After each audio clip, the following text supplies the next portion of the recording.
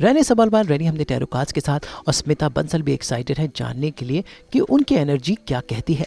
तो लेते हैं स्मिता की एनर्जी का एक टेस्ट। तो ऐसा है मैं आप सबको ये बताना चाहूँगी कि मैं सिर्फ ब्लेसिंग्स के बारे में बात करने वाली हूँ, क्योंकि मैं ये हमेशा बिलीव करती हूँ that predictions are very up close and personal, और आपको किसी की भी कभी भी प्रोटेक्शन कॉम्प्रोमाइज़ नहीं करनी चाहिए। इसलिए हम सिर्फ ब्लेसिंग्स की बात करेंगे। No advice, no predictions, just her blessings which is sufficient enough for someone to know.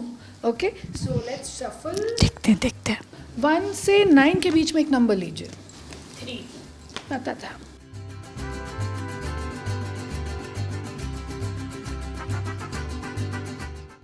Okay okay okay, अच्छा पहले रुको, before you tell me anything, अच्छे बहुत अच्छे हैं, बुरे बहुत अच्छे अच्छे प्रोसेस में है, ट्रांसफॉर्मेटिव स्टेज में है। तो इनकी जो फर्स्ट ब्लेसिंग है, अगर आप देखोगे 6 ऑफ वॉन्ड्स का कार्ड आया है, तो आने वाले 6 महीनों में काफ़ी कुछ एडवेंचर होने वाला है उनकी लाइफ में। कई नई चीज़ें उनको देखने को, करने को, उसके बाद फिर ट्रैवलिंग भी मुझे दिखती है। दूसरी चीज़, जो भी उनका स्ट्रेस है वो अक्टूबर के महीने से और भी डाउन डाउन डाउन ख़त्म होते जाएगा जी, लेकिन प्रोसेस शुरू हो चुका है। और ये जो है, ये हम टैरो में one of the bestest cards मानते हैं, विच इज़ 9 ऑफ कप्स। इसका मतलब सबसे बड़ी ब्लेसिंग इनके लिए ये है कि ये जो भी चाहेंगी सूनर और लेटर उनको सारी चीज़ें अपने लाइफ में मिलेंगी। She is very good in manifesting. The problem है कि कई बार हमारे स्ट्रेस और हमारे डेली रूटीन के कारण कुछ चीज़ें ब्लॉक कर देते हैं हम खुद ही।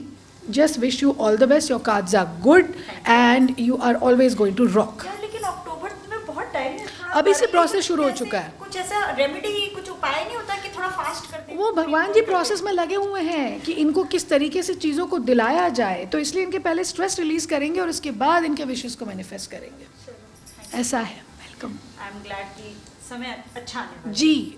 नंबर 3 वाले कैसा रहेगा ना कि आप जब उनको देखोगे तो you might get intimidated for a while, but उसके बाद आपको पता चलेगा कि ना they are very simple, grounded, और आपको हेल्प करने के लिए हमेशा रेडी रहते हैं। द ओनली थिंग इज ये जितना बुक्स पढ़ेंगी उतना आपके वेट पे भी असर आएगा इन अ पॉजिटिव वे। और ये बात मैं आपको बता दूं कि गुरु जो है, क्योंकि नंबर 3 है, जितना ज़्यादा बुक पढ़ेंगी उनके लाइफ में उपलब्धियाँ बढ़ेंगी। एक ये चीज़ है, उसको कंटिन्यूड रखना। जो बुक्स नहीं पढ़ते हैं उनको डिस्कार्ड कर दीजिए, क्योंकि अगर आप वो रखेंगे तो ब्लॉकेजेस आएंगे। पर मेरे पास तो सारी इतनी बड़ी लाइब्रेरी है, तो then you have to keep reading. अगर नहीं तो कैसे read करूं? अगर आप मतलब जैसे एक दिन एक रीड किया, थोड़े से पन्ने पढ़ लिए, मतलब आपको पढ़ते रहना है। पढ़ती रहती हूँ, लेकिन हाँ। वो किताबें जो पढ़ ली वो तो एकदम, हाँ, तो फिर वो किसी को या तो दे दीजिए, because you have Correction to है वो लेट तो। Go, you have to let go. वो चीज़ है, क्योंकि आप जब पुरानी चीज़ों को जाने दोगे नई चीज़ें आएंगी। नहीं तो इस पाती हूँ। हाँ, तो वो एक ब्लॉक होता है, तो यू हैव उसे टू अपने रिलीज घर से इट। निकालना है ना? घर से निकालना है, यस।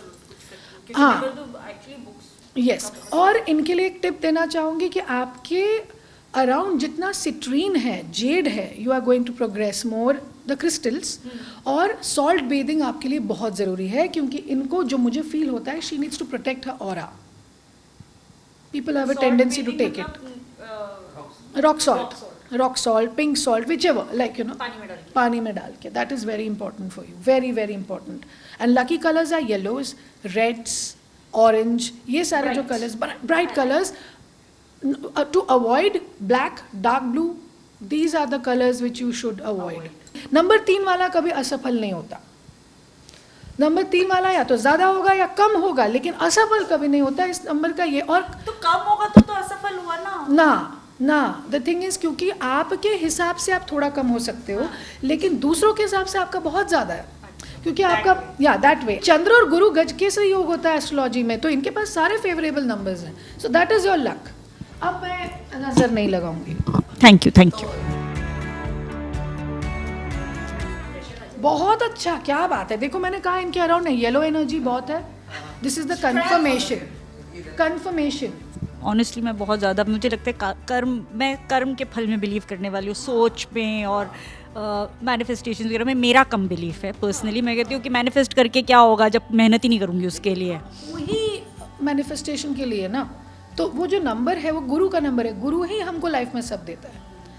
मैं आई ऑलवेज बिलीव कि वर्क आपको सब देता है, लेकिन वही है कि बस शायद ये- मैनिफेस्ट करेंगे तो काम करने की भी ये चीज़ है कि इच्छा आ जाएगी। बट जैसे ये पर्सनल टैरो हो गया, बट ऐसे वर्ल्ड टैरो भी कर सकते हैं, तो ये वॉर अभी चलने वाली है। चलने वाले हैं, लेकिन अगर आप मुझसे पूछे तो जैसे मैंने बाकी पॉडकास्ट में भी अपने बताया कि 15 अप्रैल से सूर्य उच्चस्थ होंगे, जिसके कारण थोड़ी थोड़ी पीस आएगी, बिकॉज सूर्य क्या है, हमारी इम्यूनिटी, हमारी आत्मा, वही 2-3 महीने से डैमेज्ड है। तो इसलिए पूरे लोग क्या कर रहे हैं उनको समझ में आ नहीं रहा है। दूसरी चीज़ ये कि 15 मई तक जाते जाते ये जो पैनिक सिचुएशन है धीरे धीरे धीरे धीरे करके घटेगा। 10 जून से थोड़ा और ज़्यादा पीसफुल एटमॉस्फेयर में हम जाएंगे, जुलाई से नॉर्मल से मतलब by the mid of this year situations will become better. Peaceful resolution कुछ ना कुछ आते हुए दिखेगा, लेकिन पूरी की पूरी नॉर्मल सी 15 April first date, second date है 15 मई, थर्ड में है 10 जून, और उसके बाद 15 जुलाई के आसपास शांति स्थापित हो जाएगी। But we have to be careful. Cyber attacks, internet बंद होना, करेंसी में चेंज आना, बैंक्स में कुछ इश्यूज होना, ये सब दिखता है। So we need to have some backup in our mind. We should have cash at home. Most important.